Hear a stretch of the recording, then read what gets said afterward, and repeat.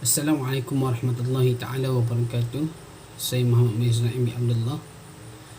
Alhamdulillah, beberapa hari lagi kita akan menyambut bulan Ramadan Al-Mubarak. Seperti mana kita tahu, bulan Ramadan adalah bulan yang diturunkan Al-Quran ke atas Nabi Muhammad sallallahu alaihi wasallam. Tajuk kita pada hari ini berkaitan dengan Al-Quran, iaitu bukti-bukti bahawasanya Al-Quran ini diutuskan kepada manusia. Suka saya menyebut sekali lagi, Al-Quran merupakan kitab yang diturunkan oleh Allah Subhanahu wa taala ke atas Nabi Muhammad sallallahu alaihi wasallam. Al-Quran ini juga bukan buku sains ataupun kitab-kitab yang biasa. Sebaliknya, Al-Quran ini merupakan satu wahyu yang diturunkan oleh Allah kepada manusia supaya manusia dapat membezakan mana yang hak dan mana yang batil. Melalui wahyu tersebut, manusia dapat memahami secara tepat apa itu Islam, apa itu iman, apa itu syariat dan apa itu akhlak. Allah Subhanahu wa taala juga mahu manusia mengkaji Al-Quran, umat Islam mengkaji Al-Quran dan tidak hanya membacanya semata-mata. Firman Allah Subhanahu wa taala dalam surah An-Nisa ayat 82, afala yatadabbaruna al-Quran, apakah mereka tidak mahu memikirkan isi Al-Quran? Walau kana min indi ghairillah, kalaulah Al-Quran itu datang bukan dari sisi Allah, lawajadu fihi ikhtalifan, nescaya mereka akan dapati perselisihan yang banyak di dalamnya. Surah An-Nisa ayat 82. Ketika menerangkan maksud ayat ini, Imam Ibn Kathir dalam tafsir Al-Quranul Azim, Allah mengarahkan mereka agar mengamati isi-isi Al-Quran dan melarang mereka dari berpaling daripadanya. Allah juga mengarah mereka agar memahami maksud ayat-ayat Al-Quran yang begitu halus lafaznya serta dipenuhi kebijaksanaan. Secara dasarnya, Allah Subhanahu wa taala mahu manusia mengkaji alam. Pada hari ini, cara dan metodologi untuk mengkaji alam diistilahkan secara umumnya sebagai sains. Melalui sains, proses kejadian alam serta fenomena berkaitan dengannya dapat disingkap. Allah mahu isi-isi Al-Quran dan penemuan saintifik tentang alam didekatkan, bukan dipisahkan. Firman Allah Subhanahu wa taala dalam surah Fussilat ayat 53, maksudnya akan kami tunjukkan kepada mereka bukti-bukti kebenaran kami di segenap ufuk alam dan pada diri mereka sendiri, sehingga jelas kepada mereka bahawa Al-Quran itu benar. Surah Fussilat ayat 53. Al-Quran adalah kitab mukjizat. Ulama memutuskan terdapat 5 ciri yang menentukan sesuatu itu adalah mukjizat ataupun tidak. Yang pertama, kejadian yang berlaku tidak mungkin dapat dilakukan oleh manusia. Yang kedua, sesuatu yang luar biasa di luar hukum sebab musabab. Yang ketiga, ia digunakan Rasul sebagai saksi tentang kebenaran mereka. Yang keempat, mukjizat berlaku sebagaimana yang dikehendaki para pencabar Nabi sekaligus melemahkannya.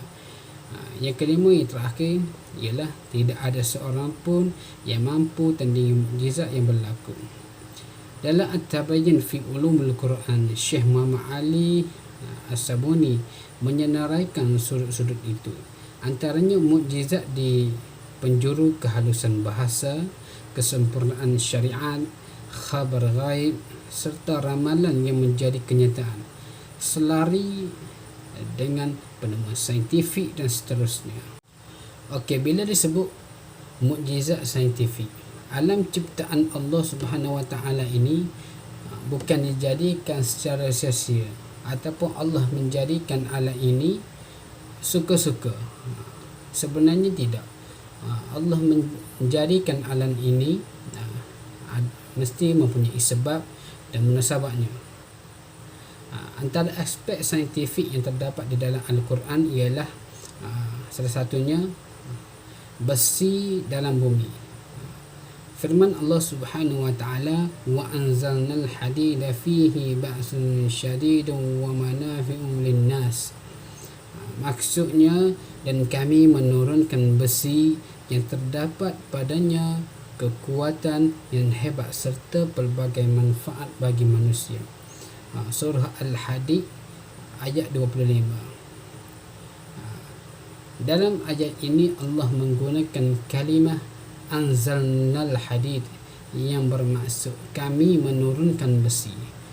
Dalam Al-Jami' lil Ahkamul Quran, Imam Qurtubi memberi pandangan sebahagian ulama yang mengatakan bahawa besi sebenarnya diturunkan daripada langit. Mengikut riwayat sahabat Umar bin Al-Khattab yang mengatakan Allah menurunkan dari langit 4 perkara, antaranya besi, dan ia memberi makna bahawa besi pada asalnya tidak ada di bumi, yang mana Allah menurunkannya daripada angkasa raya. Seterusnya yang kedua adalah ombak di dalam lautan. Firman Allah Subhanahu wa taala, maksudnya orang-orang kafir itu keadaannya umpama orang yang di dalam gelap gelita di lautan yang dalam, yang diliputi oleh ombak bertindih ombak. Di sebelah atasnya pula terdapat awan tebal. Demikianlah keadaannya gelap gelita berlapis-lapis. Apabila orang itu mengeluarkan tangannya, dia hampir tidak dapat melihatnya sama sekali. Dan ingatlah, sesiapa yang tidak mendapat cahaya daripada Allah Azza wa Jalla, maka dia tidak akan beroleh sebarang cahaya menuju kebenaran. Surah An-Nur ayat 40. Ayat ini dengan jelas menyatakan bahawa laut dalam mempunyai 2 gelombang. Penemuan semasa membuktikan hakikat ini. Hal ini disebabkan laut dalam mempunyai 2 lapisan air yang berbeza ketempatannya. Air di dalam laut mempunyai ketempatan yang lebih tinggi berbanding air di permukaannya, maka lahirlah 2 gelombang dalam gelombang permukaan. Fakta ini dilaporkan Grant Gross dalam bukunya Oceanography: A View of Earth. Tetapi kena ingat, sains bukan segala-galanya.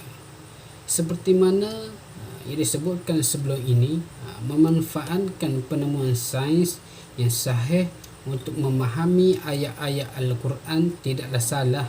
Namun sains ada batasnya. Tidak semua ayat Al-Quran serta perkara berkaitan agama dapat ditafsirkan dan dikaitkan dengan sains. Seperti contoh alam ghaib. Dalam Islam, perkara ghaib wajib diimani. Keimanannya mestilah berdasarkan Al-Quran dan As-Sunnah, dan bukan berdasarkan penemuan itu dan ini oleh manusia.